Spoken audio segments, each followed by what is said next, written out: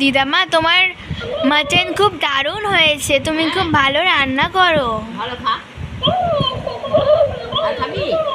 Thank you দিদামা।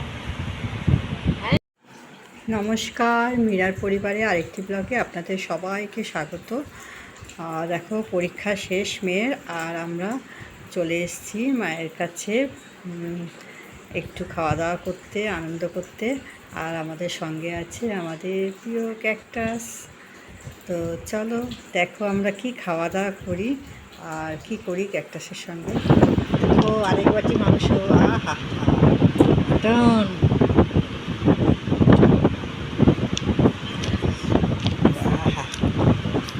একটু নরম তুলতুলো হয়েছে। মায়ের হাতে রান্না বলে কথা, দেখো কি সুন্দর।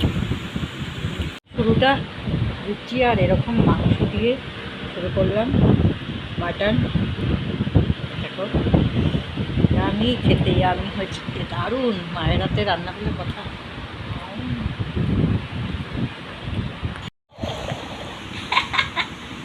রসগোল্লা, ও হ্যাঁ হ্যাঁ, দেখো এই একটা রসগোল্লা খাবি? খা খা খা। হ্যাঁ খাবো। মাটন মাটন মাটন, দেখ মাটনটা দারুণ হয়েছে।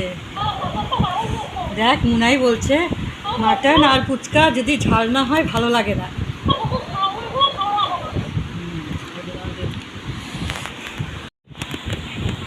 আচ্ছা, আবার মিষ্টি চলে এসছে, আরেক রকম মিষ্টি। আর দিও না, আর দিও না, আর দিও না।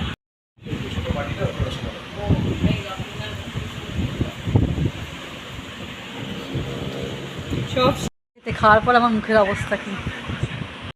খাওয়া দাওয়া শেষ করে মানে সকালে টিফিন খাওয়ার পরে আমরা একটু বেরিয়েছিলাম একটু বাগানটা একটু ঘুরতে। ওরে বাবা, বাগানে ঘুরতে গিয়ে যা দেখলাম, বিশাল বড় একটা সাপ।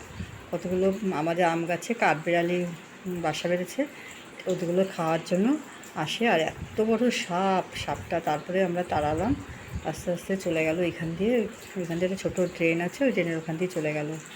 বিশাল বড় সাপ, প্রায় সাপগুলো মাঝে মাঝে আসছে, ভীষণ এমনকি ঘরেও ঢুকে যাচ্ছে।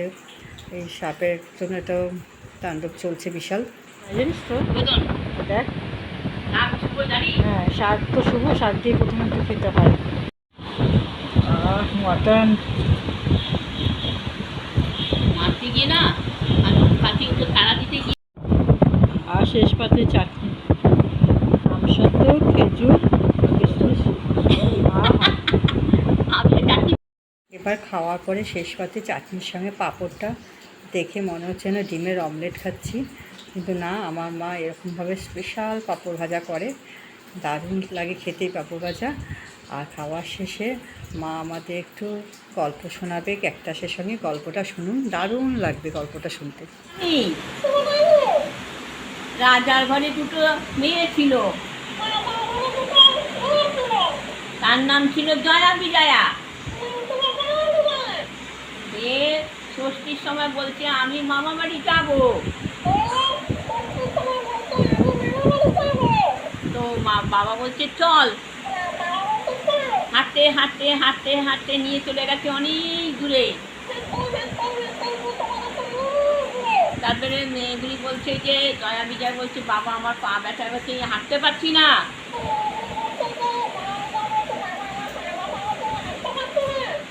বাবা বলছি তারা এই গাছতলাটা বট গাছের তলায় দাঁড়া।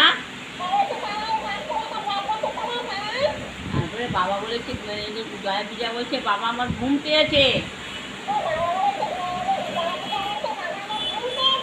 তখন বাবা বলছে ঠিক আছে, দুইজনে আমার হাঁটুর মধ্যে বসে বসে ঘুমা।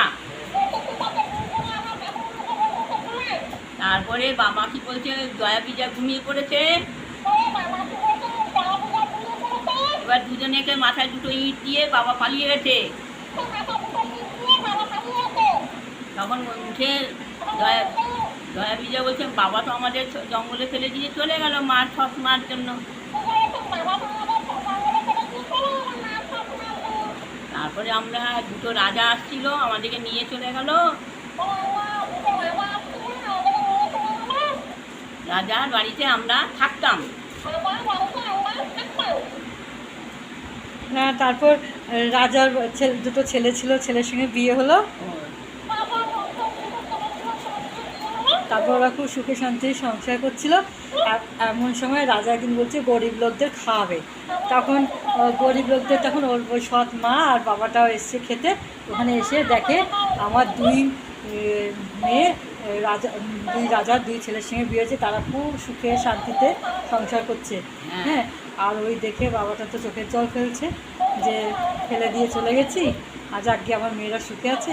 আর সৎ মাটা মনে মনে খুব হিংসা হচ্ছে, ও না খেয়ে দিয়ে বাড়ি চলে গেল। হ্যাঁ, এই হচ্ছে গল্পটা। ঠাকুমা বলেছে। হ্যাঁ হ্যাঁ।